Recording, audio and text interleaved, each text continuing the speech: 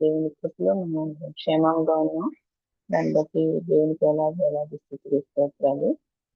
So మొన్న మనం discuss చేసుకున్న విధంగా మన ఫైనాన్సెస్ లో దేవుడికి ఇవ్వాల్సిన ఇంపార్టెన్స్ గురించి మనం డిస్కస్ చేసుకున్నాం. అది మనకి ఆల్రెడీ దాని ఇంగ్లీష్ లో గ్రూప్ లో ఉంది. దాని గురించి కొంచెం జిస్ట్ గా నేను చెప్పాను. ఇప్పుడు దాని నుంచి కొన్ని క్వశ్చన్స్ ప్రిపేర్ చేశాను. అది మనం అందరం రాయాలి, దానికి ఆన్సర్స్ మనం అందరం రాయాలి. ఇది కూడా కొంచెం జనరల్ గానే ఉంటుంది. మన మనం అర్థం చేసుకునే విధానంలో మనం రాయవలసి ఉంటుంది. మొదటి క్వశ్చన్, మన రాబడిలో మన దేవునికి మొట్టమొదటి గా ఇవ్వడం ద్వారా ఆశీర్వాదములు ఏ విధంగా పొందుకుంటాం.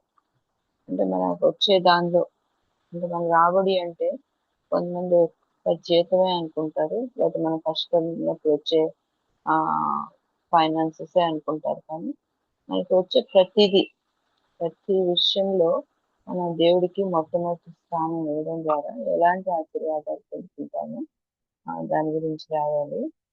ఇంకా సెకండ్ క్వశ్చన్, కీర్తనలు 34:8 ఒకసారి చదివితే మీకు అర్థమవుతుంది. అది చదివిన తర్వాత అది మన జీవితానికి ఎలా అన్వయించుకోవచ్చును, రిలేటెడ్ టు ఫైనాన్సెస్. మన టాపిక్ కి రిలేటెడ్ గా కీర్తనలు 34:8 అనే వాక్య భాగం ఏ విధంగా మనకి హెల్ప్ అవుతుంది అనేది మనం రాయవలసి ఉంటుంది. థర్డ్ క్వశ్చన్, ఆర్థిక పరమైన ఎదుగుదల విషయంలో ఎలాంటి ఓపిక కలిగి ఉండాలి. అంటే దానికి ఎగ్జాంపుల్ నేను తీసుకుంది, ఒక విత్తనం భూమిలో వేసినప్పుడు అది పెరుగుతుందా లేదా అని చెప్పి ప్రతిరోజు నీళ్లు పోసి చెక్ చేసే ద్వారా చివరికి ఆ విత్తనం చనిపోతుంది. దాన్ని ఎదగనివ్వాలి, ఎదిగి దాని టైంలో అది ఫ్రూట్ ఇస్తుంది. కాబట్టి ఆ విధంగా ఆర్థిక పరమైన ఎదుగుదల విషయంలో ఎలాంటి ఓపిక కలిగి ఉండాలి అనే దాని విషయంలో మేము ఆన్సర్స్ రాయాలి. నెక్స్ట్, కష్ట సమయంలో దేవునికి మొదటి స్థానం ఇవ్వడం సాధ్యమేనా? అది ఒక $1 million క్వశ్చన్. కష్ట సమయంలో సాధారణంగా మనం దేవుని పక్కన పెట్టేస్తాము. సాధ్యమా అసాధ్యమా అనే దానికి మనం ఆన్సర్ రాయాలి. నెక్స్ట్, మనం అన్ని వేళలా సంతోషించాలి, ఇది సాధ్యమేనా? సో ఈ 4th and 5th దాదాపు ఒకదానితో ఒకటి రిలేటెడ్ ఉంటుంది. సో కొంచెం ఆలోచించి రాస్తే మనం మొదట టాపిక్ మీద క్వశ్చన్ ఆన్సర్స్ రాసినప్పుడు తెలియకుండానే మనకి చాలా రకాల ఆన్సర్స్ వచ్చాయి, చాలా రకాల థాట్ ప్రాసెస్ మనం చాలా ఆలోచించాం తెలియకుండానే. సో ఈ క్వశ్చన్స్ కూడా అలాగే ఆలోచించి రాసి ఒక డిఫరెంట్ వేలో ఒక్కొక్కళ్ళు ప్రెజెంటేషన్స్ ఇస్తారని ఆశిస్తుంది. Thank you. నాకు ఇచ్చిన ఈ అవకాశాన్ని బట్టి దేవునికి వందనాలు. థ్యాంక్ యూ అక్క.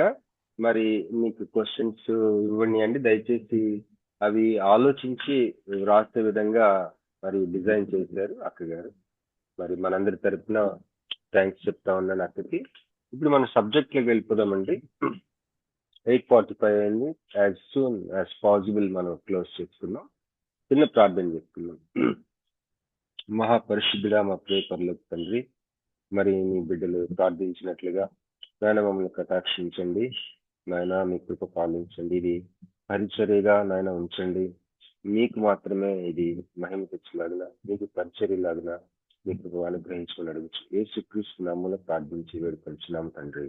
ఆమేన్. Praise the lord. Hallelujah. Screen share చేస్తానండి, ఒక్క నిమిషం.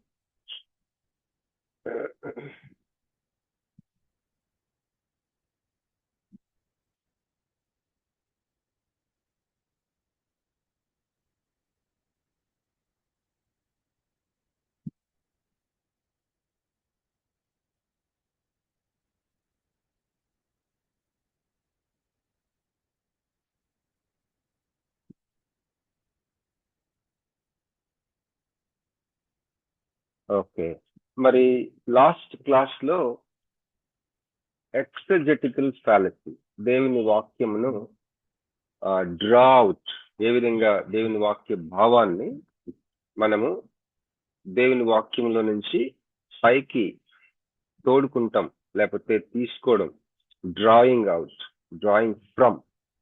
అది ఎక్సెజెసిస్ అంటే టు డ్రా అవుట్ అని, టు డ్రా ఫ్రమ్, ఒక దాని నుంచి బయటికి తోడుకోవడం ఎక్సెజెసిస్ అంటే. దానికి వ్యతిరేక పదం ఐసెజెసిస్. ఈ ఐసెజెసిస్ అంటే లోపలికి వేయటం, వాక్యంలోకి మన ఆలోచనలు వేయటం, చదవటం, మన ఆలోచనలు వాక్యంలోనికి చదవటం, దాన్ని ఐసెజెసిస్ అండి. కానీ మనం చేయవలసింది ఏంటి? To draw out, exegesis. Ex అంటే ఫ్రమ్ అని, సో బయటికి బావిలోంచి తోడుకున్నట్టు అనమాట. ఈ యొక్క ప్రక్రియలో, ఎక్సెజెసిస్ ప్రక్రియలో ఫాలసీస్ అంటే అపోహలు, పొరపాట్లు, తప్పులు, మరి ఎండమావులు, ఇవి మనం దీని ఒక టెక్స్ట్ బుక్ గా మనం ఈ యొక్క సబ్జెక్ట్ బిబ్లికల్ హెర్మెన్యూటిక్స్ అనే సబ్జెక్ట్ మనం నేర్చుకుంటా ఉన్నాం. దాంట్లో 2 టెక్స్ట్ బుక్స్, ఒకటి హెర్మెన్యూటిక్స్ ప్రిన్సిపల్స్ అండ్ ప్రాసెసెస్, అలాగే రెండో టెక్స్ట్ బుక్ ఎక్సెజెటికల్ ఫాలసీ. ఈ 2 ఆల్టర్నేటివ్ గా మనం వాటిలో ఉన్న అంశాలు ధ్యానం చేసుకుంటా ఉన్నాం, నేర్చుకుంటా ఉన్నాం. మరి నిజానికి నేను కూడా చాలా కాలం అయింది ఇది ఏదో ఫాస్ట్ గా చదివేశాను, ఎవరితో చెప్తా ఉన్నానమాట. పరిగెత్తుతూ తేనె తాగితే ఎలా ఉంటుందో అలాగా చదివేశాను. అయితే ఇప్పుడు మళ్ళీ ఇలా పంచుకోవటం వల్ల నాకు ఎంతో ప్రయోజనకరంగా ఉంది. మరి దేవుని స్తోత్రం. మీకు కూడా ఆ విషయంలో కృతజ్ఞతలు తెలియజేసుకుంటున్నాను. మరి ఈరోజు హెర్మెన్యూటిక్స్ ఆ సబ్జెక్ట్, ఆ టెక్స్ట్ బుక్ నుంచి లాస్ట్ టైం ఎక్కడ స్టాప్ చేసాం అక్కడి నుంచి కంటిన్యూ చేద్దాం. లాస్ట్ టైం మనం 5 కాంట్రవర్సీస్ అన్నది మనం చూసాం, కానీ 4 చూసాము. 5వది నేను మీకు ట్రాన్స్లేషన్ చేసి హ్యాండ్ అవుట్ ఇస్తాను. అది చాలా ఈజీగా మీరు చదివి అర్థం చేసుకోవచ్చు కనుక మనకి టైం కలిసి వస్తుంది. నెక్స్ట్ టాపిక్ వెళ్దాం. ఆ యొక్క హెర్మెన్యూటిక్స్ ప్రిన్సిపల్స్ అండ్ ప్రాసెసెస్ అనే ఆ యొక్క టెక్స్ట్ బుక్ లో, మన టెక్స్ట్ బుక్ లో మొదటి అధ్యాయం మనం ఆల్మోస్ట్ ముగించుకున్నాం. 2వ అధ్యాయం మనం ప్రారంభించుకుంటాం ఈరోజు. దాని పేరు historical, cultural and contextual analysis. మీకు జ్ఞాపకం చేస్తానండి ఏంటంటే, మొట్టమొదటిగా మనం ప్రారంభించుకున్నప్పుడు వాక్యం అర్థం చేసుకోవడానికి గ్యాప్స్ ఉంటాయి మనకి, ఆ భావాన్ని అర్థం చేసుకునే విషయంలో. అందువలన దీనిని వాక్యం అర్థం చేసుకుంటాం అనేది ఒక సైన్స్ అని, అది ఒక ఆర్ట్ అని మనం తెలుసుకున్నాం, నేర్చుకున్నాం. సైన్స్ ఎందుకంటే కొన్ని నియమ నిబంధనలు కలిగి ఉంటాయి కాబట్టి సైన్స్ అనుకుంటున్నాం. ఆర్ట్ అని ఎందుకు అంటున్నాం అంటే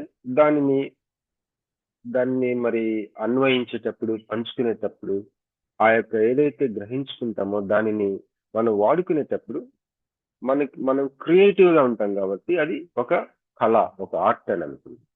అయితే ఈ సైన్స్ విషయంలో మనం తెలుసుకునేది ఏంటంటే, నియమాలు ఏంటి, అసలు ఏంటి, పద్ధతులు ఏంటంటే, మరి ఈ యొక్క చారిత్రాత్మకంగా సంస్కృతికి సంబంధించిన గ్యాప్, చరిత్ర అనేది ఒక గ్యాప్, అలాగే భాషాపరమైన ఒక గ్యాప్, ఇలాగా కొన్ని గ్యాప్స్ ఉన్నవి. ఆ గ్యాప్స్ ని మనం ఏ విధంగా మేనేజ్ చేయాలి, లేకపోతే ఆ గ్యాప్స్ ని తెలుసుకుంటూ ఏ విధంగా అర్థం చేసుకోవాలి అని మనం ఇంట్రడక్షన్ లో తెలుసుకున్నాం. ఇప్పుడు మొట్టమొదటి gap historical, cultural and contextual analysis. అంటే చారిత్రాత్మక కాదు, చరిత్రకి సంబంధించింది, సంస్కృతికి సంబంధించింది, కాంటెక్స్ట్, ఆ యొక్క మనం చదివే భాగం యొక్క నేపథ్యం, బ్యాక్గ్రౌండ్, కాంటెక్స్ట్ ఏంటి, ఆ యొక్క పరిస్థితి, ఏ యొక్క కాంటెక్స్ట్ లో, ఏ సందర్భంలో అది ఆ యొక్క మనం చదివే భాగం ఉంది. ఈ యొక్క విశ్లేషణ, ఈ యొక్క అధ్యాయం, ఆ టెక్స్ట్ బుక్ లో ఈ అధ్యాయం 2వ అధ్యాయం, మొత్తం 5 ఉంటాయి. ఈ నెల ఆఖరికి మనం ముగించుకోవాలని మన యొక్క గోల్. అయితే ఈ యొక్క హెర్మెన్యూటిక్ థియరీ, లేకపోతే మనం నేర్చుకునే అంతటి యొక్క ఒక ఆధారం, ఒక ప్రీ సపోజిషన్, ప్రాథమికమైన ఒక మనందరూ ఒప్పుకోవాల్సింది ఏంటంటే, మనం ఇంతవరకు చూసాం, మనం ఒక ప్రీ సపోజిషన్ అంటే ఒకటి మనం అనుకొని దాని మీద కట్టుకుంటాం. అదేంటంటే, ఒక భాగాన్ని, బైబిల్ భాగాన్ని మనం చదివేటప్పుడు దాని అర్థం, దాని రాసిన రచయిత ఏమైతే ఆయన ఏం అర్థం చేసుకుని రాశాడో, ఇట్ ఈస్ హిజ్ మీనింగ్. ఆ యొక్క అర్థాన్ని మాత్రమే మనం రాబట్టుకోవాలి. Meaning of a text is author's intended meaning. అంటే మనం చదివే వాక్య భాగం యొక్క అర్థం దాన్ని రాసిన వ్యక్తికి అర్థం చేసి ఏమైతే అర్థమైందో అదే అనమాట. అతడు ఏ అర్థంతో రాస్తున్నాడో ఆ అర్థము. అంతేగాని మనం మన అర్థాలు, not meanings we may wish to ascribe to his words. ఆ రచయిత యొక్క మాటలకి మనం అర్థాలను ఆపాదించడం కాదు, కానీ అతడు అసలు ఏ ఉద్దేశంతో, ఏ అర్థాన్ని ఉద్దేశించి రాశాడో ఆ అర్థాన్ని మనం గ్రహించుకోవటం, ఇది ఇది కరెక్ట్. ఈ యొక్క పునాది మీద మనం మన బైబిల్ మిగతా స్ట్రక్చర్ అంతా కూడా, మిగతా నేర్చుకునే అనేది మనం దీని మీదే, ఈ పునాది మీద కట్టుకుంటాం. ఒకవేళ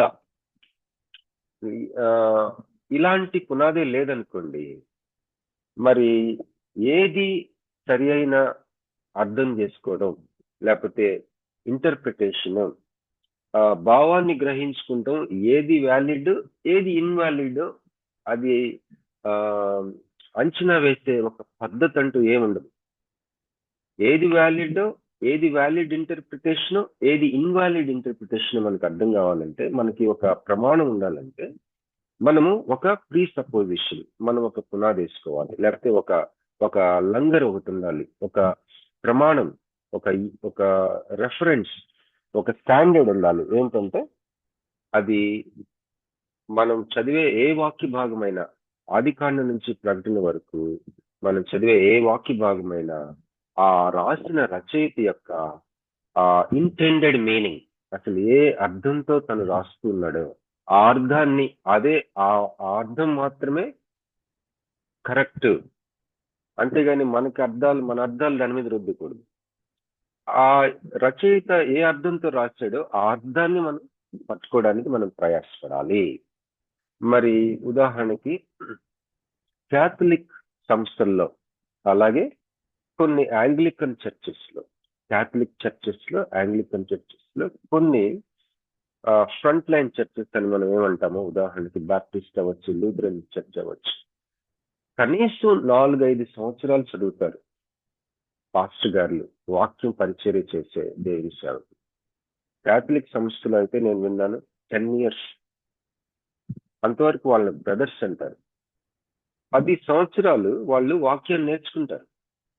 మన సంఘాల్లో ఫ్రంట్ లైన్ చర్చెస్ లో చాలా వరకు కనీసం 4 సంవత్సరాలు నేర్చుకుంటారు, 3 సంవత్సరాలు అని.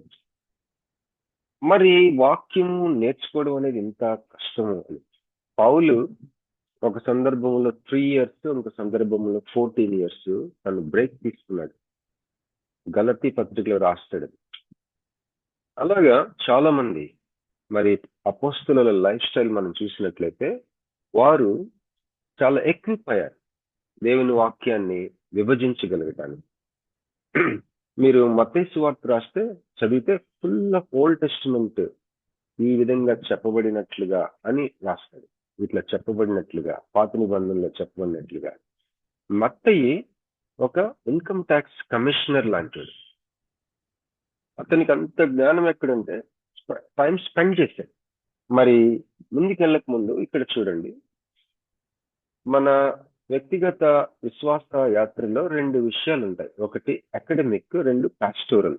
మా ప్రొఫెసర్ నేను అడిగాను ఒకసారి, నేను ఎగ్జామినేషన్ రాసినప్పుడు నీది పాస్టోరల్ గా ఉంది, అకాడమిక్ గా లేదన్నాడు. నాకు అర్థం కాలేదు. అంటే ఏంటి అని నేను అడిగితే, అకాడమిక్ అంటే ఇప్పుడు పాస్టోరల్ అంటే మనకి ఒక తండ్రి మాట్లాడినట్టు అనుకోండి ఉదాహరణకి. అకాడమిక్ అంటే లోతుగా తీసుకెళ్ళి, లేకపోతే దాని గురించిన పరిజ్ఞానం, ఈ యొక్క విశ్వాసం గురించి, నువ్వు నమ్మిన నీ విశ్వాసం గురించిన పరిజ్ఞానం నీకు ఒక లంగరు లాంటిది ఇస్తుంది. ఒకలాగా ఆ, మంచి ఆ, పుష్టికరమైన తండ్రి మాట్లాడే మాటలు ఆదరణ, ఓర్పు, భయానికి కాస్త నిమ్మళపరుస్తూ, ఓదార్చుతూ ఆదరించే మాటలు పాస్టోరల్. కానీ నీ యొక్క విశ్వాసాన్ని, పరిజ్ఞానం తెలుసుకుంటే నువ్వు ఒక లంగర్ లాగా ఊరికి షేక్ అయిపోవు. అది నిన్ను యాంకర్ చేస్తుంది. నీ విశ్వాసంలో ఒక లంగర్ వేసినట్టు నిన్ను మరి స్థిరపరుస్తుంది, వేరు తన్నేటట్టు చేస్తుంది. కనుక యాంకరింగ్ ఉండాలి, అకాడమిక్ గా ఉండాలి, పాస్టోరల్ గా ఉండాలి. ఈ మాటలు ఎఫెసీ 4వ అధ్యాయంలో మనం చూడగలం. ఓకే, నెక్స్ట్ ఒక ఎగ్జాంపుల్ ఇస్తానండి మీకు. మీరు దయచేసి కొద్దిగా పార్టిసిపేట్ చేయండి. ఎగ్జాంపుల్ ఏంటంటే, దయచేసి పార్టిసిపేట్ చేయాలి ప్లీజ్. మీకు ఒకవేళ వీలైనంత వరకు జస్ట్ ఒకసారి మీరు ఒక్క ఆన్సర్ చెప్పండి. చిన్న ఎగ్జాంపుల్, ప్రావెబ్స్, సామెతలు 22:28. సామెతలు 22:28. నీ పితరులు వేసిన పురాతనమైన పొలిమేర రాతిని నీవు తీసివేయకూడదు. దీని అర్థం ఏంటో చెప్పగలరా? దీని అర్థం చూడండి, ఒక 5 ఆప్షన్స్ ఉన్నాయి. దాంట్లో ఏది మీరు సెలెక్ట్ చేసుకుంటారో చెప్పాలి. మళ్ళీ ఒకసారి చదువుతాను. నీ పితరులు వేసిన పురాతనమైన పొలిమేర రాతిని నీవు తీసివేయకూడదు. దీని యొక్క ఇంటర్ప్రిటేషన్ ఏంటి? దీని భావం. Number 1, A, do not make changes from the way we have always done things. మరి మా ఫాదరు, వాళ్ళ ఫాదరు తరతరాలుగా చేస్తూ వచ్చిన కొన్ని విషయాలు ఎల్లప్పుడూ మరి ఆల్వేస్ మనం చేస్తూ వచ్చిన విషయాలు మార్చొద్దు అని A, option A. Option B, do not steal, దొంగిలకూడదు. Option C, do not remove the guide posts that direct travellers from town to town. మరి ఊర్ల నుంచి ఊర్లకి వెళ్ళే ఆ యొక్క ప్రయాణికుల కోసం ఉంచబడిన ఆ యొక్క మైలురాళ్ళని తొలగించద్దు అని మరొక అర్థం. ఆప్షన్ సి అది. ఆప్షన్ డి ఏంటంటే ఈ పైవి ఏవి కాదు, none of the above. Option E ఏంటంటే పైనవన్నీ కూడా correct, all of the above. మరి దయచేసి ఇప్పుడు మీరు చెప్పాలి. దయచేసి అన్మ్యూట్ చేసుకొని మీరు ఏమనుకుంటున్నారు ఈ వాక్యం. మీరు ఎప్పుడో ఒకసారి ఈ వాక్యం మీరు మీ చెవిని పడి ఉంటుంది, లేకపోతే మీరే చదివి ఉండొచ్చు. దీని అర్థం ఏంటి? నీ పితరులు దొంగిలకూడదు అనుకుంటున్నా. ఇతరులదా మనం కొంచెం కొంచెం కలుపుకోకూడదు. Okay sister, thank you sister. ఇంకెవరైనా చెప్పగలరా?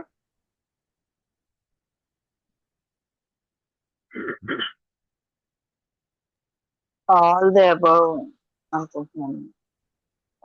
ఆల్ ఆఫ్ ది అబౌవ్ అనుకుంటున్నారు అని అక్క. ఈ ఆప్షన్ ఈ అనుకుంటున్నారు. థ్యాంక్ యూ అక్క.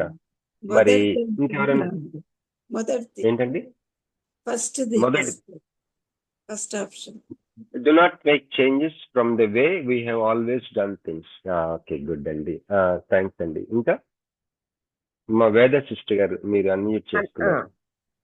అన్న ఫస్ట్ దన్నా, మీరు కూడా ఫస్ట్ అనుకుంటున్నారు. Do not make changes from the way we have always done things. Okay, అయితే కరెక్ట్ ఆన్సర్ ప్రసీద సిస్టర్ గారు చెప్పింది correct answer, do not steel. అయితే ప్రసీద సిస్టర్ గారు, మీకు చిన్న ప్రశ్న ఏంటంటే, మీరు దొంగిలకూడదు అని దీని యొక్క ఇంటర్ప్రిటేషన్ అని మీరు ఎందుకు అనుకున్నారు చెప్పగలరా?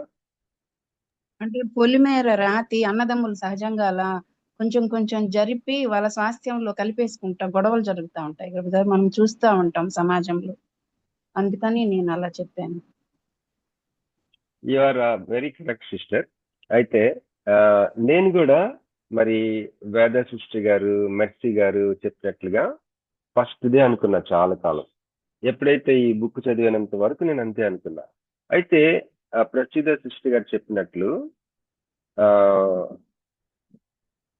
ఏన్షియంట్ ల్యాండ్ మార్క్స్, అవి ప్రాచీన కాలమైనగా ఆ యొక్క భూములు ఈ ఎకరం ఉన్నది, ఈ అర ఎకరం ఉన్నది అని వాళ్ళు ఏమంటారు, పొలిమేర రాళ్ళని వేసుకొని అయితే ఈ రోజుల్లో ఏంటంటే మోడర్న్ సిస్టమ్స్ లో వాటిని జరిపితే అవ్వదు. ఎందుకంటే ఈ రోజుల్లో మనకి దస్తావేజులో లేకపోతే ఆ యొక్క సేల్ డీడ్ లో ఏమైతే మెజర్మెంట్స్ ఉన్నాయో, ఈవెన్ శాటిలైట్ కి కనెక్టెడ్ వాటి మ్యాపింగ్ సిస్టమ్స్ వచ్చేసినాయి ఇప్పుడు. కానీ ఆ రోజుల్లో మరి ఆ, రాత్రి అయ్యేసరికి ఎవరు చూడకుండా రాయి కాస్త జరిపేస్తే కొన్ని ఒక ఒక ఒక పావు ఎకరం ఆక్రమించుకోవడానికి అవకాశం ఉంది. ఎందుకంటే ఆ, చెప్పలేం కదా. ఈ తెల్లవారు వచ్చేసరికి కొద్దిగా జరిపేశాడు అనుకోండి, గుర్తుపట్టలేరు. ఆ విధంగా భూమిని దొంగతనం చేయడానికి అవకాశం ఉంది. కనుక ఇది సరిగ్గా చదవకపోతే, దీని బ్యాక్గ్రౌండ్ కానీ చూడకపోతే, లేకపోతే మరి ప్రసీద గారు దీనిని బాగా స్కానింగ్ టైప్ లో ఎగ్జామిన్ చేశారు ఈ వచనాన్ని, అందువల్ల అర్థమైంది. జస్ట్ వింటే మనకేమనిపిస్తుంది, నేనేమనుకున్నాను, మా నాన్నగారు మా కుటుంబంలో ఒక వాతావరణం సృష్టించారు, వాతావరణం ఏర్పాటు చేశారు. ఆయన తల్లిదండ్రుల నుంచి ఒక నేపథ్యం వచ్చింది, ఇది డిస్టర్బ్ చేయొద్దు అని చెప్తుందేమో అనుకున్నాను నేను సహజంగా. కానీ ఇక్కడ చూడండి, ఇదొక ప్రత్యేకమైన దొంగతనానికి సంబంధించిన ఒక మాట.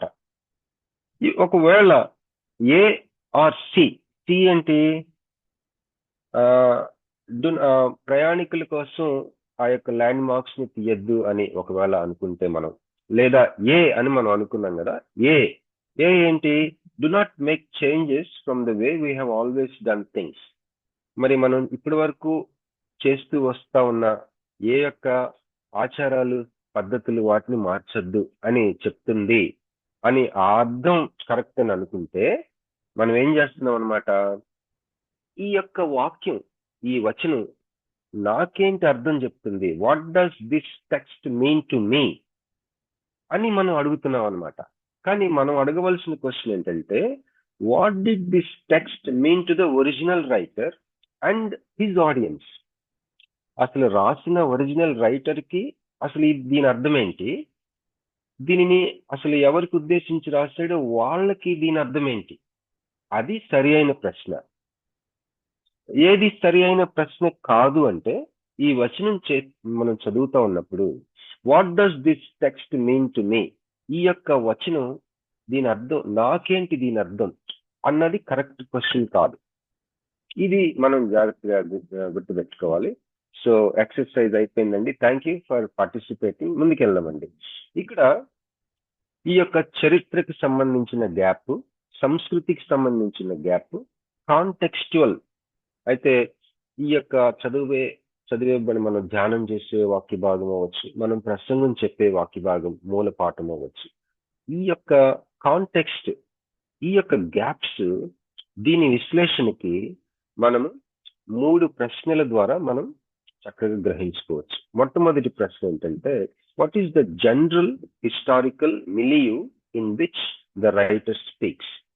ఈ రచయిత తన పరిసర ఆ యొక్క పరిస్థితులేంటి, తన పరిసరాలేంటి, పరిస్థితులేంటి, సర్వసాధారణమైన ఆ యొక్క చరిత్రలో మనం చూస్తే ఆ చరిత్ర ఏంటి, అసలు ఎలాంటి నేపథ్యంలో ఎలాంటి పరిస్థితుల్లో ఆ యొక్క రచయిత మాట్లాడుతూ ఉన్నాడు, రాస్తూ ఉన్నాడు, అది మొట్టమొదటిది. రెండవ ప్రశ్న, what is the specific historical cultural context and purpose of this book. ఈ యొక్క ఉదాహరణకి మనము అపోస్తల కార్యాలు చదువుతున్నాం అనుకోండి, ఆ యొక్క పుస్తకం యొక్క ఉద్దేశం ఏంటి, ఆ యొక్క స్పెసిఫిక్ ఉద్దేశం ఏంటి, లేదా మరియు ఆ ఉద్దేశం కూడా మనం ఆలోచించాలి, ఆ పర్టికులర్ పుస్తకం యొక్క ఉద్దేశం ఏంటి. ఉదాహరణకి అపోస్తల కార్యములు థియోఫిలా అనే ఒక ఘనమైన వ్యక్తికి ఒక రీసెర్చ్ డాక్యుమెంట్ గా రాస్తాడు. అలాగే కొన్ని పత్రికలకి ఒక ఉద్దేశం ఉంటుంది, ప్రతి బుక్ కి ఒక ఉద్దేశం ఉంటుంది. ఆ ఉద్దేశం మనం అసలేంటి అని మనం రాబట్టుకోవాలి. అలాగే ఆ యొక్క ప్రత్యేకమైన చరిత్ర ఏంటి ఆ పుస్తకానికి సంబంధించి, అలాగే ఎట్లాంటి సంస్కృతి ఆ యొక్క పుస్తకం యొక్క కాలాల్లో ఉంది. ఇది రెండవ ప్రశ్న. మూడవది, what is the immediate context of the passage under consideration? మనం చదువుతా ఉన్న భాగం యొక్క బ్యాక్గ్రౌండ్, ఆ సందర్భం ఏంటి, అది చాలా ముఖ్యం. ఈ 3 క్వశ్చన్స్ ని మనం బాగా తెలుసుకుంటే ఈ యొక్క గ్యాప్ ని, ఈ చరిత్రకు సంబంధించిన గ్యాప్, సంస్కృతికి సంబంధించిన గ్యాప్, సందర్భానుసారంగా వాక్యాన్ని విభజించగలిగిన ఆ యొక్క విషయం, వీటిని చక్కగా మనం మాస్టర్ చేయొచ్చు, పట్టు సాధించి వీటి నుంచి వీటి ద్వారా మనం చదివే వాక్యాన్ని బాగా స్పష్టతగా దాని భావాన్ని గ్రహించుకోవడానికి అవకాశం ఉంది. ముందుకెళ్దామండి. మొట్టమొదటి ఈ 3 క్వశ్చన్స్ మనం చూస్తాం ఈ క్లాస్ లో. మొట్టమొదటి క్వశ్చన్ ఏంటంటే, మనం చదువుకున్నాం కదా, general historical milieu in which the writer speaks. అంటే సర్వసాధారణంగా మరి జనరల్ చరిత్ర, ఆ యొక్క రైటర్ ఏ రచయిత రాశాడో బైబిల్లో ఆ యొక్క భాగం యొక్క రచయిత యొక్క పరిస్థితులు, ఆ చరిత్రలో అతని యొక్క కాలంలో ఉన్న మరి ఆ యొక్క వాతావరణం, పరిస్థితులు ఏంటి, చరిత్ర ఏంటి, మరి సంస్కృతి ఏంటి, దాని గురించి కొన్ని విషయాలు. వాటిని ఏ విధంగా రాబట్టుకోవచ్చు అంటే, కొన్ని ప్రశ్నలు వేసుకుంటాం ద్వారా దీనిని మనం రాబట్టుకోవచ్చు. ఏంటంటే, అసలు ఆ యొక్క రచయితకి, అతడు ఎవరిని ఉద్దేశించి రాస్తున్నాడో వారికి, వారు ఎదుర్కొంటున్న ఆ యొక్క సిచ్యుయేషన్స్ ఏంటి. ఉదాహరణకి ఎఫ్ఎస్సి పత్రిక పౌలు రాశాడు. ఎఫ్ఎస్సిలో ఉన్న ఆ యొక్క విశ్వాసాలను ఉద్దేశించి రాశాడు. ఆ యొక్క పౌలుకి, ఆ యొక్క విశ్వాసులకి హిస్టారికల్ సిచ్యుయేషన్ ఏముంది, జనరల్ హిస్టారికల్ సిచ్యుయేషన్ ఏంటి అక్కడ, అది మనం అర్థం చేసుకోవడానికి ప్రయత్నం చేయాలి. రాజకీయ వాతావరణం ఏంటి, ఆర్థిక పరమైన వాతావరణం ఏంటి, మరి సామాజిక పరమైన పరిస్థితులు ఏంటి, వారి యొక్క జీవన వృత్తి ఏంటి, వారికి ఉన్న మేజర్ థ్రెట్స్ ఏంటి, మరి మేజర్ ప్రాబ్లమ్స్ ఏంటి, అలాగే కన్సర్న్స్ ఏంటి, ఇది మనము ఆలోచించినప్పుడు మనకి చాలా సహాయం ఉంటుంది. రెండవది ఏంటంటే, knowledge of what customs will clarify the meaning of given action. మరి మనము రెండవదిగా ఏం చేయాలంటే, ఆచార వ్యవహారాలు, ఆ సంస్కృతికి సంబంధించిన ఆచార వ్యవహారాలు. మీకు ఎగ్జాంపుల్ చెప్తాను. మార్క్ సువార్త 7వ అధ్యాయంలో కుర్బాను అన్న ఒక మాట యేసుప్రభువు వారు వాడతారు. అప్పట్లో పరిసయ్యులు ఒక ఆచారం బాగా ప్రబలింది. ఏంటంటే, కొంతమంది కుమారులు తల్లిదండ్రుల్ని సన్మానించి సంరక్షించి చూసుకోవాల్సింది ఆ యొక్క బాధ్యతను విస్మరిస్తూ, వారిని అడిగితే వాళ్ళు ఏమంటారంటే, నా యొక్క సమస్త ఆస్తి నేను దేవాలయపు ట్రెజరీకి రాసిస్తాను, నేను చనిపోయిన తర్వాత అది ఆ యొక్క టెంపుల్కి వెళ్ళిపోతుంది కనుక నేను నా తల్లిదండ్రులను చూసుకోవాల్సిన అవసరం లేదు, నేను ఆల్రెడీ దేవుడికి ఇచ్చేస్తున్నాను నాకు సంబంధించిందని ఆ యొక్క ఒకలాంటి ఆచారం ఉండేది. దానిని ఆయన ఖండిస్తూ మాట్లాడాడు. ఇప్పుడు అది మనం చదివినప్పుడు ఇలాంటి ఇన్ఫర్మేషన్ కానీ, ఆ యొక్క ఆచారం, ఆ సంస్కృతి మనకు తెలియకపోతే అక్కడ ఏం మాట్లాడుతుందో మనకు అర్థం కాదు. మరొక ఎగ్జాంపుల్ ఏంటంటే, ఆదికాండం 29వ అధ్యాయంలో మరి లేయా రాహేలు, ఆ యొక్క యాకోబు మామగారు మోసం చేస్తాడు. రాహేల్ని ఇస్తానని చెప్పి లేయాని మరి మొదటిగా తనకి భార్యగా ఇచ్చినప్పుడు మనకి వింతగా అనిపిస్తుంది. అదేంటిది, ఆ మాత్రం తెలియదు అతనికి అనిపిస్తుంది. కానీ అక్కడ ఆచారం ఏంటంటే, ఆ పెళ్ళైనప్పుడు ఆ యొక్క ముసుగు, ఆ వెయిల్ ఉంటుండగానే వారు ఆ యొక్క మొదటి రాత్రి గడపటం అనేది వాళ్ళ ఆచారం. అది మనకి సరిగ్గా తెలియకపోతే ఇదేంటిది, ఇది కట్టుకథలాగా అనిపిస్తుంది, ఇది ఫన్నీ స్టోరీ లాగా అనిపిస్తుంది. ఆ యొక్క ఆచారం, ఆ యొక్క సంస్కృతిని మనం తెలుసుకుంటే గానీ ఆ పర్టికులర్ ఆ భాగాన్ని మనము బెటర్ గా అర్థం చేసుకోవడానికి బాగుంటుంది. అలాగే ఆ ఆదికాండం 15వ అధ్యాయంలో 9 నుంచి 21 వచనాలు మీరు చూసినట్లయితే, అక్కడ అబ్రహాము కొన్ని ఒక మరి అక్కడ చూస్తే ఆ బలి అర్పించిన ఆ యొక్క కళేబరాలు, ఆ యొక్క పశువులు, ఆ యొక్క యానిమల్ సాక్రిఫైస్ 2 సగాలుగా విభజించి, ఆ స్టోరీ మీకు తెలుసు కదా, అక్కడ దేవుడు తను ఒక అగ్ని జ్వాలలాగా వాటి మధ్యలో నడవటం. దీని యొక్క నేపథ్యం, కాంటెక్స్ట్, దీని యొక్క సంస్కృతి ఆ రోజుల్లో ఏంటంటే, ఒక బలవంతుడు ఒక బలహీనుడు ఇద్దరు ఒక అగ్రిమెంట్ చేసుకున్నప్పుడు ఈ బలహీనుడు యాక్చువల్ గా ఆ యొక్క అగ్రిమెంట్ చేసుకున్న ఆ యొక్క ఆచారం, ఈ బలి పశువుని, ఒక పశువుని వధించి 2 భాగాలుగా చేసి బలహీనుణ్ణి నడిపిస్తారట. ఎందుకు? ఒకవేళ నువ్వు గాని ఒప్పుకోకపోతే, నువ్వు గాని ఈ యొక్క టర్మ్స్ కి నువ్వు గాని ఒప్పుకొని దాని ప్రకారం చేయకపోతే ఈ బలి పశువు ఎలా అయ్యావో నువ్వు కూడా అలా అవుతావని వార్నింగ్ అన్నమాట.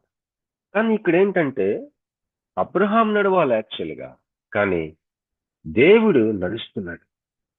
ఎందుకంటే అబ్రహాం ఫెయిల్ అయితే నేను నీ కోసం ఈ బలి పశువుగా అట్లా అవుతానని చెప్పడానికి. ఇది అర్థం కాకపోతే మనం 15వ అధ్యాయం మనకు అర్థం కాదు అసలు. కనుక knowledge of what customs that will, ఆ విషయం మనకి క్లారిఫై చేస్తుంది, ఆ యొక్క యాక్షన్స్ యొక్క మీనింగ్. నెక్స్ట్ ఏంటంటే what was the spiritual disposition of the audience. మరి ఆ యొక్క హోషియా ఉదాహరణకి ఎగ్జాంపుల్స్ ద్వారా మనకు అర్థమవుతుందండి. హోషియా బుక్ మనం చూస్తే వేశ్యని పెళ్లి చేసుకుంటాడు, వేశ్య ద్వారా 3 పిల్లల్ని కంటాడు. ఆవిడ వేశ్య బానిస అయిపోద్ది, మళ్ళీ వెళ్ళి తెచ్చుకుంటాడు, విచిత్రమైన పేర్లు పెడతాడు. దీనంతటికీ పవర్ఫుల్ మీనింగ్ అండ్ ప్రాముఖ్యత ఉంది, చాలా శక్తివంతమైన అర్థం, ప్రాముఖ్యత ఉంది. కానీ ఆ యొక్క ఇశ్రాయేలీలు ఎవరిని ఉద్దేశించి ఆ బుక్ రాయబడింది, ఆ యొక్క విషయాలు, ఆ యాక్షన్స్ అన్ని చేయబడినాయో, ఆ యొక్క ఆడియన్స్ యొక్క పరిస్థితి మనకు కానీ తెలియకపోతే అసలు ఈ బుక్ అసలు ఎందుకు అట్లా ప్రవర్తిస్తున్నాడు, అసలు ఈ బుక్ యొక్క ఉద్దేశం ఏంటి, దీని అర్థం ఏంటి మనకు అర్థం కాదు. సో ఆడియన్స్ యొక్క ఆత్మీయ జీవితం గురించి కూడా మనం తెలుసుకోవటం అనేది ముఖ్యమైన విషయం. నెక్స్ట్ ఫస్ట్ది మనం జనరల్ హిస్టారికల్ కల్చరల్ కాంటెక్స్ట్ విషయం మనం చూసాం. రెండోది specific historical cultural context and purpose of the book. మనం చదివే భాగం, వాక్య భాగం, ఉదాహరణకి ఎఫెసీ పత్రిక 2వ అధ్యాయం ధ్యానం చేస్తా ఉన్నాం, లేకపోతే ప్రసంగం చేయాలి దాని మీద. ఆ యొక్క పుస్తకం యొక్క పర్పస్, ఉద్దేశం ఏంటి, పర్పస్ ఏంటి. అలాగే స్పెసిఫిక్ హిస్టరీ, మనం జనరల్ చరిత్ర విషయం ఫస్ట్ మాట్లాడుకున్నాం, జనరల్ కల్చర్ విషయం మాట్లాడుకున్నాం. ఇప్పుడు ప్రత్యేకంగా అక్కడ ఇంకా ప్రత్యేకంగా ఏమన్నా మరి చరిత్రకు సంబంధించిన విషయాలు ఉన్నాయా, ఇంకా ప్రత్యేకమైన సంస్కృతికి సంబంధించిన విషయాలు ఉన్నాయా, అసలు మనం చదువుతున్న భాగం యొక్క ఆ యొక్క పుస్తకం యొక్క పర్పస్ ఏంటి, ఈ విషయాలు మనం తెలుసుకుంటాం అనేది చాలా ముఖ్యం. ఈ విషయాలు తెలుసుకోవాలంటే రైటర్ ఎవరు, అసలు ఎవరు రాశారు, రచయిత ఎవరు, రైటర్ యొక్క ఆత్మీయ బ్యాక్గ్రౌండ్ ఏంటి, స్పిరిచువల్ బ్యాక్గ్రౌండ్ ఏంటి, అతని అనుభవం ఏంటి అని మనం ఆలోచించాలి. రెండోది ఎవరిని ఉద్దేశించి రాస్తున్నాడు, ఆ రాసిన ఆ యొక్క ఎవరిని ఉద్దేశించి రాస్తున్నాడు ఆ రచయిత, ఆ రిసీవ్ చేసుకున్న వాళ్ళు విశ్వాసుల, అవిశ్వాసుల, మరి దేవునిలో బాగా పడిపోయి ఉన్న వాళ్ళ, మరి జారిపోవడానికి అవకాశం నుండి జారిపోయే ఆ యొక్క ప్రక్రియలో ఉన్నారా, తర్వాత మరి ఆ రచయితకి వాళ్ళు బాగా తెలిసిన వాళ్ళ, లేకపోతే తెలియని వాళ్ళ, ఒక వ్యక్తికి రాస్తున్నాడా, ఒక గ్రూప్కి రాస్తున్నాడా, ఇలాంటి విషయాలు మనం తెలుసుకొని ఉండాలి. తర్వాత మరి తను రాసిన పుస్తకంలో రచయిత బాగా స్పష్టంగా తన ఉద్దేశాన్ని కనపరుస్తున్నాడా, లేకపోతే ఆ యొక్క ప్యాసేజీలో అది ఆ ఉద్దేశం అల్లుకుపోయి ఉందా, ఆ విషయాలు కూడా మనం రాబట్టుకోవాలి. నెక్స్ట్ ఈ యొక్క రచయిత యొక్క ఉద్దేశం, ఆ పుస్తకం యొక్క ఉద్దేశం మనము authors explicit statement is repetition of certain phrases. ఒకసారి నాకు ఒక ఫ్రెండ్ ఉన్నాడు, తను ఏం చెప్పాడంటే రక్షించబడిన తర్వాత యోహాను సువార్త, లూకా సువార్త, మనకి సువార్తలో చిన్న చిన్న బుక్స్ లాగా ఇచ్చేవారు.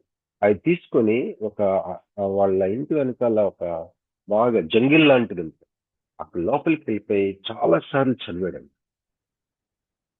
మరి బైబిల్ అలా చదవాలనిపించింది. నేను వైజాగ్ వచ్చిన కొత్తలో 91లో అపోస్తల కార్యాలు చాలాసార్లు చదివాను, 28 చాప్టర్స్. అప్పుడు నాకు అర్థమైంది పరిశుద్ధాత్మ అనేది ఒక ఎక్స్పీరియన్స్, అది పొందుకోవాలి. దానికి ఏ పేరున్నా కూడా నాకు తెలియదు, కానీ నేనేదో ఆ ఒక అనుభవాన్ని నేను ఇంకా అనుభవించలేకపోతున్నానని నాకు అర్థమైంది ఆ బుక్ ద్వారా. అప్పుడు నేను ప్రార్థన చేసుకోవడం మొదలు పెట్టాను పరిశుద్ధాత్మతో. సరే, ఇప్పుడు ఈ యొక్క ఆథర్స్ పర్పస్, రచయిత యొక్క ఉద్దేశం మనం తెలుసుకోవాలంటే, ఈ యొక్క ఆథర్స్ రచయిత తను రాసిన ఆ యొక్క భాగాల్లో తన స్టేట్మెంట్స్ లో ఏమేంటి దాగి ఉన్నాయి తన ఉద్దేశం కోసం, అది మనం గమనించాలి. అలాగే మరి తను ఒక ప్రవాహం లాగా కొన్ని చెప్పుకుంటా వస్తా ఉన్నాడు కదా. మరి కొలస్సీ పత్రిక చూస్తే యేసుక్రీస్తు యొక్క సర్వోన్నత స్థితి, సుప్రీమసీ, అది ఒక ఫ్లో లాగా రాస్తాడు 1వ అధ్యాయం చూస్తే. దాన్ని మనం చూస్తే ఆ తన యొక్క ఉద్దేశం యొక్క స్పార్క్స్ మనకు కొన్ని అర్థమవుతాయి. ఒక్కోసారి స్పష్టంగా ముందే రాసేస్తారు వారి ఉద్దేశం. అలా రాయకుండా ఆ యొక్క పత్రిక అంతా లేకపోతే ఆ పుస్తకం అంతా అల్లుకుపోయి ఉంటే దానిని రాబట్టుకోవాలి. తర్వాత ఇంకొక విషయం ఏంటంటే, ఏ అంశాలని సెలెక్ట్ చేసుకుని రాస్తున్నాడు, ఏ అంశాలను అసలు పట్టించుకోలేదు. ఉదాహరణకి అపోస్తల కార్యాలు లేకపోతే ఎఫెసీ పత్రిక తీసుకున్నాం. ఎఫెసీ పత్రిక పౌలు రాస్తూ ఆయన మోషే కథని లేకపోతే యెహోషువ కథని తీసుకోలేదు, అసలు వాటి గురించే ప్రస్తావన ఉండదు. అక్కడ కొన్ని సెలెక్ట్ చేసుకున్న అంశాలు మాత్రం రాస్తా ఉన్నాడు. కనుక ఏమేంటి సెలెక్ట్ చేసుకున్నాడు, ఏమేంటి వదిలేసాడు కూడా గమనించుకుంటే రచయిత యొక్క ఉద్దేశం మనకు చాలా స్పష్టంగా అర్థమవుతుంది. రచయిత యొక్క ఉద్దేశం అని తెలుసుకోకపోతే అసలు మనకి ఆ యొక్క మనం ధ్యానం చేసుకుంటున్న భాగం కానీ మన వాక్యం చెప్పడానికి ప్రిపేర్ అవుతున్న భాగం యొక్క ఉద్దేశం అర్థం మనకి స్పష్టంగా అర్థం కాదు. మనం ఏం చేయాలంట, రచయిత యొక్క ఉద్దేశాన్ని ఒక సింగిల్ లైన్ లో మనం సొంతగా రాసుకునేటట్టుగా అర్థం చేసుకోవాలట. ఎందుకు వచ్చిన గొడవ అండి బాబు, ఇదంతా మేము ఏదో ఒక చక్కగా ధ్యానం చేసుకుంటున్నాం, మేము ఏదో పరిచయం చేసుకుంటున్నాం, మా యొక్క మా పరిస్థితి అంతటిని ఒక చల్లా చెదురు చేసినట్టు, తేనె తుట్టినంత కదిలిచ్చినట్టు అంతరంగంలో ఇదంతా గందరగోళంగా ఉంది అని అనుకుంటున్నారేమో. ఇది చాలా మంచి గందరగోళం. ఇది ఇలాగా కానీ ఈ యొక్క గందరగోళానికి గురవకపోతే మనమేమో యువతల తీరంలో ఉన్నాము, మన గ్రహింపు వాక్యం యొక్క అర్థం అవతల తీరంలో ఉంది. ఈ రెండు కలుసుకోకపోతే ఇంకా ఎక్కువ నష్టం అవుతుంది. కనుక గందరగోళం అవటం చాలా మంచిదని దేవుని సేవకుల అభిప్రాయం. ఎందుకంటే ఆ గందరగోళం మనల్ని ఏం దారి తీసుకుంటే మన యొక్క అర్థం చేసుకునే తీరాలు, వాక్యపు యొక్క అసలైన అర్థం తీరాలు, ఈ రెండింటినీ కలుపుతాడు. హల్లెలూయా. డిస్టెన్సియేషన్ అని మనం నేర్చుకున్నాం దాన్ని.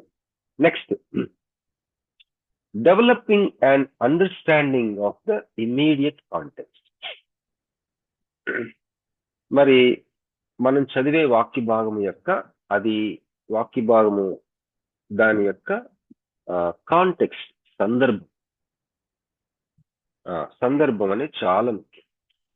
ప్రూఫ్ టెక్స్టింగ్ అంటే ఏంటంటే, చాలా మంది వాళ్ళు ఏం చెప్పాలనుకుంటున్నారో దానికోసం ఈ బుక్ లో ఒక వచనం, ఇంకొక బుక్ లో ఇంకొక వచనం, ఇంకొక బుక్ లో ఇంకొక వచనం, రకరకాల వచనాలన్నిటిని ప్రూఫ్ లాగా వాడుకుంది. అది చాలా మంచి పద్ధతి కాదు. ఎందుకంటే ఇక్కడ ఒక వచనం, అక్కడ ఒక వచనం, అవన్నీ తీసుకుంటా ఉంటుంటే నువ్వు చెప్పాలనుకుంటున్న దానికి ప్రూఫ్ గా అసలు ఆ వచనాల యొక్క కాంటెక్స్ట్, సందర్భం కంప్లీట్ గా డిఫరెంట్ గా ఉంటుంది ఒకసారి. దానివల్ల వింటున్నప్పుడు భలే ఉంటున్నట్టు అనిపిస్తుంది, కానీ నిలకడగా నిలిచి ఉండే ఒక లంగరు లాంటి ఒక లోతైన కార్యం అది మన హృదయాల్లో కానీ వినే వాళ్ళ హృదయాల్లో కానీ చేయలేదు. ప్రూఫ్ టెక్స్టింగ్ అంటే interprets versus without paying proper attention to their context. ఆ వచనాల యొక్క సందర్భాన్ని పట్టించుకోకుండా దానిని, భావాన్ని మరి రాబట్టుకోవడానికి ప్రయత్నం చేయటం, దాన్ని ప్రూఫ్ టెక్స్టింగ్ అంటారు. ఇది మనం చేయకూడదు. మనం ఇప్పుడు ఏ పాయింట్ మాట్లాడుకుంటున్నాం అంటే, మనం చదివే భాగము యొక్క ఇమ్మీడియట్ సందర్భం, మనం ఏ వాక్యం అయితే పరిచర్య చేస్తామో, ఏ మూల టెక్స్ట్ నుంచి మనం పరిచర్య చేస్తామో, ధ్యానం చేసుకుంటామో, ఆ యొక్క వాక్య భాగం యొక్క ఇమ్మీడియట్ టెక్స్ట్ ని మనం గ్రహించుకోవడం అనే పాయింట్ గురించి మాట్లాడుకుంటూ దాంట్లో ప్రూఫ్ టెక్స్టింగ్ అనేది మాట్లాడుకున్నాం. అయితే కొన్ని అంశాలు ఇది ఏ విధంగా ఇమ్మీడియట్ కాంటెక్స్ట్ మనం అర్థం చేసుకోవచ్చు అంటే, number 1, what are the major blocks of material and how do they fit together into a whole? మరి కొన్ని స్టడీ బైబిల్ చూసినప్పుడు మనం అవుట్లైన్ ఉంటుంది. అవుట్లైన్ ఉదాహరణకి మరి ఎఫ్ఎస్సి పత్రిక చూసుకున్నాం. ఎఫ్ఎస్సి పత్రిక 6 అధ్యాయాలు ఉన్నాయి.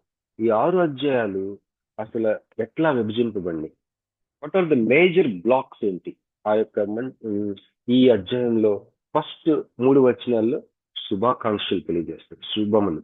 ఆ తర్వాత మరి స్తుతి. అట్లాగా కొన్ని బ్లాక్స్ ఆ 6 అధ్యాయాలు కూడా ఒక చక్కటి శిల్పం లాగా ఉంటుంది, లేకపోతే ఒక మంచి ఒక అవుట్లైన్ మనకు కనిపిస్తుంది.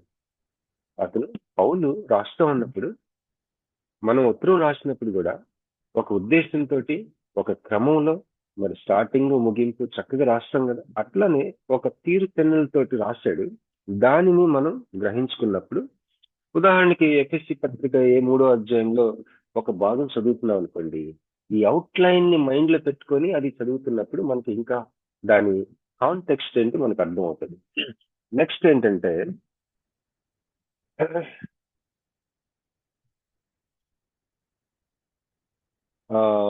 how does the passage contribute to the flow of the author's argument? ఆ యొక్క భాగం యొక్క మరి ముందు వాక్య భాగాలకి, మనం ధ్యానం చేసే భాగం యొక్క ముందు వాక్య భాగాలకి, తర్వాత వాక్య భాగాలకి ఉండే కనెక్షన్ ఏంటి? రచయిత యొక్క మనసులో తన అర్థం యొక్క ఆ యొక్క పాయింట్స్ ఏ విధంగా ప్రవహిస్తూ ఉన్నాయి? ఇది నేను ధ్యానం చేస్తున్న వాక్య భాగము ఆ ముందు వాక్య భాగాలకి తర్వాత వాక్య భాగాలకి ఏ విధంగా కనెక్ట్ అయి ఉంది, దానిని మనం గ్రహించుకోవడం. తర్వాత ఇది చాలా ముఖ్యమైనది, నెక్స్ట్ పాయింట్ నేను చెప్పబోయేది, రచయిత యొక్క దృక్పథం, రచయిత యొక్క perspective. What is the perspective of the author? ఇక్కడ ఒక సూత్రం ఉంది, ఇక్కడ నియమం ఏంటంటే, దేవుని యొక్క దృక్పథంతో రాస్తూ ఉన్నాడా, లేకపోతే హ్యూమన్ పర్స్పెక్టివ్ లో రాస్తున్నాడా? మనిషి యొక్క కోణంలో రాస్తున్నాడా, దేవుని నుంచి చూస్తా రాస్తున్నాడా? ఈ రెండింటిని తేడా కనిపెట్టాల. ఉదాహరణకి నోవా ప్రళయం గురించి రాస్తున్నప్పుడు ఒక దేవుడు కోణం నుంచి రాస్తున్నాడా, మనిషి కోణం నుంచి? ఏదైనా సరే, ఏ వాక్య భాగమైనా మరి నోమినలాజికల్ పర్స్పెక్టివ్ అంటే ఫ్రమ్ గాడ్స్ పర్స్పెక్టివ్ రాస్తున్నాడా, ఫినామినా అంటారు కదా, ఫినామినల్ అంటే వివరిస్తున్నాడా, లేకపోతే దేవుని తరపున మాట్లాడుతున్నాడా, ఒక మనిషిగా వివరిస్తున్నాడా? ఈ రెండిటి తేడా మనం గమనించడం అనేది చాలా ముఖ్యం. నెక్స్ట్ వెళ్దాం. డిస్క్రిప్టివా, ప్రిస్క్రిప్టివా? ఇది నెక్స్ట్ మనం తేడా గమనించవలసింది ఏంటంటే, మనం చదువుతున్న భాగము డిస్క్రైబ్ చేస్తుందా, దేన్నైనా వర్ణిస్తుందా, వివరిస్తుందా, లేకపోతే కొన్ని డూస్ అండ్ డోంట్స్ ని ప్రిస్క్రైబ్ చేస్తుందా, సత్యాన్ని, లేకపోతే మన జీవితానికి కావాల్సిన అంశాలని ఒక డాక్టర్ గారు మందులు రాసినట్టు ఇది వాడండి అని చెప్తుందా, లేకపోతే ఏదన్నా ఒక విషయాన్ని వర్ణిస్తుందా? ఈ రెండింటిని మనం వేరు చేసి చూసుకోవాలి. అది చాలా ముఖ్యం. డిస్క్రిప్టివ్ అయితే, మనం చదివే వాక్య భాగం ఏదన్నా వివరణాత్మకమైనది అయితే, ఆ యొక్క చదివే వాక్యంలో ఉన్న ఆ యొక్క యాక్షన్స్ అన్ని, ఆ యొక్క సపోజ్ ఏదైనా క్రియలు ఉన్నాయి అనుకోండి, ఏదో ఒక వివరణ ఇస్తా ఉన్నాడు. ఉదాహరణకి మరి పాత నిబంధనలో కొన్ని విషయాలు వివరిస్తా ఉన్నప్పుడు, అవి రచయిత దాన్ని వివరిస్తున్నాడు, దేవుడే రాస్తున్నాడు కాబట్టి దేవుడు దాన్ని అప్రూవ్ చేస్తున్నట్టు కాదు, రచయిత ఎందుకు రాస్తున్నాడంటే ఆ యొక్క సన్నివేశాన్ని వివరిస్తున్నాడు, డిస్క్రైబ్ చేస్తున్నాడు. అది మనం గమనించుకోవాలి. ప్రిస్క్రైబ్ చేయటం, దాన్ని ఇలా చేయండి అని చెప్పడానికి కాదు రాస్తుంది, వివరించడానికి రాస్తుంది. కనుక డిస్క్రైబా ప్రిస్క్రైబా, ఇది కూడా మనం తేడా గమనించుకోవాలా. ఒకవేళ ప్రిస్క్రైబ్ అయితే దేవుడు మరి కొన్ని మన జీవితానికి డాక్టర్ గారు ఇచ్చినట్టుగా ప్రిస్క్రిప్షన్ లాగా, లేకపోతే తెలుగులో చెప్పాలంటే మరి మనం ఖచ్చితంగా ఇవి అన్వయించుకోవాలా, చెయ్యాలి, లేకపోతే జీవితంలో ఇట్లా జీవించాలి. ఉదాహరణకి ఎఫెసీ పత్రిక మీ పిలుపుకు తగినట్లుగా జీవించండి అని ఉంటుంది. ఇలాంటి విషయాలు వచ్చినప్పుడు దాంట్లో నుంచి మనము నార్మేటివ్ ప్రిన్సిపల్స్, అంటే నార్మల్ గా అందరికీ చెందిన సూత్ర నియమావళిని మనం రాబట్టుకోవచ్చు. దేంట్లో నుంచి? ప్రిస్క్రైబ్డ్ ట్రూత్స్, ప్రిస్క్రిప్షన్ లో నుంచి, డిస్క్రిప్షన్ లో నుంచి కాదు. డిస్క్రిప్షన్ లో నుంచి జనరల్ సూత్రాలు రాబట్టుకోలేము, ప్రిస్క్రిప్షన్ లో నుంచి సూత్రాలు రాబట్టు. నెక్స్ట్ ఏంటంటే చాలా మనకు ఉపయోగకరమైంది ఇది. ఆ యొక్క చదవబడిన వాక్యం యొక్క అది ఏం బోధిస్తుంది, దేని గురించి మెయిన్ ఫోకస్ ఉంది దానికి, అంతేగాని దాని డీటెయిల్స్ మీద మనసు పెట్టకూడదు. అసలు ఆ డీటెయిల్స్ ని వాడుకుంటూ అసలు ఏమి టీచ్ చేస్తా ఉంది, టీచింగ్ ఫోకస్ ఏంటి. మేము ఎగ్జాంపుల్ చెప్తాను. ఉదాహరణకి ఇది కానీ సరిగ్గా తెలుసుకోకపోతే ఈ ప్రమాదం ఉంది. ఏంటి ఆ ప్రమాదం? 1 కొరింథీ 3:16లో యువర్ సెల్ఫ్స్ ఆర్ గాడ్స్, మీరు దేవుని ఆలయమై ఉన్నారు అని ఉంది. అక్కడ రచయిత యొక్క ఉద్దేశం ఏంటంటే, పౌలు రాసిన ఆయన యొక్క ముఖ్యమైన పాయింట్ ఏంటి? యేసుక్రీస్తు యొక్క శరీరంగా మనము, సంఘము ఆయన శరీరం కాబట్టి దాని యొక్క సేక్రెడ్నెస్, అది ఎంత పరిశుద్ధమైంది, అది ఆ టీచింగ్ ఫోకస్. కానీ ఒక వ్యక్తి ఏం చేశాడంట, ఇది సర్వసాధారణ కొంతమంది చేస్తారు ఇట్లా, మనము దేవుని ఆలయమై ఉన్నాం కాబట్టి, మరి పాత నిబంధనలో దేవుని ఆలయానికి 3 పార్ట్స్ ఉన్నాయి. ఏంటి ఆ 3 parts? Outer court, inner court, most Holi అని 3 ఉంటాయి కదా. మరి ఔటర్ కోర్టు, ఇన్నర్ కోర్టు, అత్యంత పరిశుద్ధ స్థలం, బయట స్థలం, 3 ఉంటాయి కాబట్టి, అలాగే మనలో కూడా బాడీ, సోల్ అండ్ స్పిరిట్, ప్రాణాత్మ శరీరాలు 3 ఉన్నాయి కాబట్టి దీనికి దానికి లింక్ పెట్టదు. కానీ పౌలు యొక్క పాయింట్ అసలు అది కానే కాదు. పౌలు మీరు దేవుని ఆలయం అని ఎందుకు చెప్తా ఉన్నాడంటే, మనం క్రీస్తు శరీరంగా సంఘము ఒక పరిశుద్ధమైంది దేవాలయము, ఎంత హోలీయో అలాంటి హోలీనెస్, సైక్రెడ్నెస్ మనకుందని చెప్పడానికి అది మెయిన్ టీచింగ్ ఫోకస్ ఆ యొక్క వాక్య భాగాన్ని. కనుక మరొక పాయింట్ లాస్ట్ గా మనం తెలుసుకోవాల్సింది ఏంటంటే, మనం చదువుతున్న వాక్య భాగం యొక్క మెయిన్ ఫోకస్ ఏంటి, అంతేగాని దాని డీటెయిల్స్ లోకి వెళ్ళి దాన్ని అన్వయించుకోకూడదు. ఇంకొక లాస్ట్ పాయింట్, ఇది నిజంగానే లాస్ట్ పాయింట్ అండి. వాక్యములు, ఉదాహరణకి వాగ్దానాలు, who is being addressed in the passage. ఈ యొక్క వాక్య భాగంలో అసలు ఎవరిని ఉద్దేశించి రాయబడతా ఉన్నాయి, అది చాలా జాగ్రత్తగా మనం అర్థం చేసుకోవాలి. అది అర్థం చేసుకుంటే మరి నాకు క్యాలెండర్లో ప్రామిసెస్, ఇయర్ స్టార్టింగ్ లో నాకు వచ్చే ప్రామిసెస్, వాటి పరిస్థితి ఏంటి బ్రదర్ అనుకోవచ్చు. అవి క్షణికంగా మనకి సంతోషాన్ని ఇస్తేమో కానీ అసలు నిజానికి అది ఎవరిని ఉద్దేశించి రాసిందో ఆ యొక్క దేవుణ్ణి కానీ మీరు ఆ వాగ్దానం వెనక్కి చూస్తే ఆ వాగ్దానానికి మించిన ఆయన హృదయం నీకు కనిపిస్తుంది. అది లంగర్ లాగా ఉంటుంది. పలానా వాళ్ళకి మనసులో నుంచి ఒక ప్రామిస్ ఇచ్చాడు దేవుడు, అలాంటి దేవుడు నా దేవుడు, ఇంకెంత నాకు ఇస్తాడు అన్న ఆయన హృదయాన్ని మనం తాకే ఒక వ్యక్తిగత సంబంధంలో నుంచి ఒక ప్రామిస్ కాదు, ఆయన హృదయం మొత్తం నీ మీదకి వచ్చేస్తుంది. అలాంటి లంగరు మనం ఆ యొక్క అర్థం చేసుకుంటూ సంపాదించుకోగలం. ఉదాహరణకి every promise in the Bible is mine అన్నది హెర్మన్యూటికల్లీ ఇన్వాలిడ్. మరి వాక్యాన్ని అర్థం చేసుకునే పద్ధతుల ప్రకారం ఈ స్టేట్మెంట్ కరెక్ట్ కాదు. ప్రతి ప్రామిస్ నాది అనుకుంటాను కరెక్ట్ కాదు. Promises and commands usually directed to one of these 3 groups. Israel మరి వాగ్దానాలు, ఆ యొక్క ఆజ్ఞలు ఈ గుంపులు 3 గ్రూప్స్ లో ఎవరో ఒకళ్ళు ఉద్దేశించినవి ఉంటాయి బైబిల్లో. ఏంటి ఆ గ్రూపులు అంటే, మొట్టమొదటిగా ఇస్రాయేల్ దేశం, రెండోది పాత నిబంధన విశ్వాసులు, మూడోది క్రొత్త నిబంధన విశ్వాసులు. మనం ఒకవేళ ఒక వాగ్దానం చదువుతుంటే ఈ మూడిట్లో ఎవరికో ఒకరికి చెందిందని, ఒక ఆజ్ఞ అయితే ఈ మూడిట్లో ఎవరికో ఒకరు, అది అండర్స్టాండ్ చేసుకుంటాం అనేది మనకి చాలా మంచిది.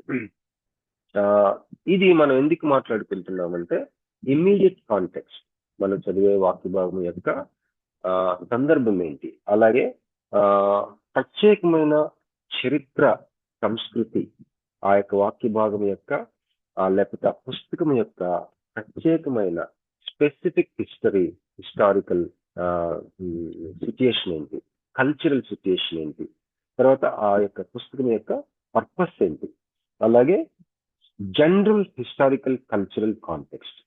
ఇవి ఈ 3 విషయాలు మనం చూస్తున్నాం. ఈ యొక్క గ్యాప్స్, ఇది ఒక గ్యాప్ అన్నమాట దేవుని వాక్యంలో. మనం ఈ విషయాలన్నిటిని మనం మనసులో పెట్టుకొని మనం ధ్యానం చేసుకున్నప్పుడు, లేదా వాక్యాన్ని పంచుకోవడానికి ప్రిపేర్ అయినప్పుడు, ఇవి మనకు చాలా క్లారిటీ ఇస్తాయి, చాలా సహాయం చేస్తాయి. థ్యాంక్ యూ అండి. God bless you all. Thank you so much అండి. ఈరోజు మరి దేవుని కృపను బట్టి ఇంతటితో నేను ముగిస్తున్నాను. ఎందుకంటే దేవుని కృపను బట్టి ముగిస్తున్నాను అంటున్నాను, ఎందుకంటే ఈ కంటెంట్ మరి చక్కగా ప్రిపేర్ అవ్వగలిగాను. తర్వాత మనం తక్కువ టైంలో ఎక్కువ కంటెంట్ పాస్ ఆన్ చేయగలిగాను. అందుని బట్టి దేవుని కృప అని నేను అంటున్నాను. మరి 9:30 అయింది. Thank God. మరి మీకు ఎవరికైనా క్వశ్చన్స్ ఉంటే మన వాట్సాప్ గ్రూప్ లో పెట్టండి. తర్వాత దేవుని చిత్తం అయితే ఈ నెక్స్ట్ ఫ్యూ డేస్ లో, ఒక 4-5 రోజుల్లోనే ఈ ఇంతవరకు జరిగినవన్నీ కూడా చాలా క్లియర్ గా తెలుగులో మీకు హ్యాండ్ అవుట్స్ ఇచ్చి దాని మీద చిన్న ఎగ్జామినేషన్ పెడతాం. ఎగ్జామినేషన్ లో క్వశ్చన్స్ కూడా మీకు ఇస్తాం. ఆ ఎగ్జామినేషన్ ముందు మీరు ఈ క్వశ్చన్ కి ఎలా రాయొచ్చు అని కూడా అడగచ్చు. మెయిన్ పర్పస్ ఏంటంటే, వినిచున్న మీ అందరూ కూడా నాకులాగా ఒక రోజు అనేక మందికి ఇది పాస్ ఆన్ చేయాలి. మేబీ గాడ్ విల్లింగ్ మీలో కొంతమంది నెక్స్ట్ బ్యాచ్ కి ఒక ఫెసిలిటేటర్ గా, ఒక టీచర్ గా, ఒక ప్రొఫెసర్ గా మీరు ఉండాలని దేవుని చిత్తమైంటే ఎంత బాగుంటది. అది నా చాలా ఆశ. అట్లా మీరు ఈ సబ్జెక్ట్స్ మీరు టీచ్ చేయాలి మన దాంట్లో అని. దేవునికి స్తోత్రం. ఓవర్ టు ప్రసీద సిస్టర్ గారు. బ్రదర్, మరి ఇందాక 5 క్వశ్చన్స్ చెప్పారు కదా, అవి ఆన్సర్ రాసి మనం నెక్స్ట్ క్లాస్ కి చెప్పాలా? అంతే సిస్టర్, అంతే. Okay okay. ముగింపు ప్రార్థన చేయవలసిందిగా మాస్టర్ విజయ్ చంద్ గారిని మనం చేస్తున్నానండి. అన్నా, గుడ్ ఈవినింగ్ అన్నా. గుడ్ ఈవినింగ్ అమ్మా. Praise the Lord. Praise Lord అన్నా. అని సిస్టర్ గారు ఏదో క్వశ్చన్ పేపర్ ఇచ్చారు కదా? అవునమ్మా. ఫస్ట్ క్వశ్చన్ కొంచెం రాసుకోవడం మిస్ అయింది. నేను గ్రూప్ లో పెట్టానమ్మా. ఆ 5 క్వశ్చన్స్ గ్రూప్ లో పోస్ట్ చేశాను, మన అకాడమీ గ్రూప్ లో పెట్టాను. పీడిఎఫ్ అది యాప్ లేనట్టుంది, ఓపెన్ కావట్లేదు. ఓకే, నేను అయితే స్క్రీన్ షాట్ పెడతాను. పర్లేదు. థ్యాంక్ యూ అన్న. Welcome. Thank you so much అన్న. Thank you.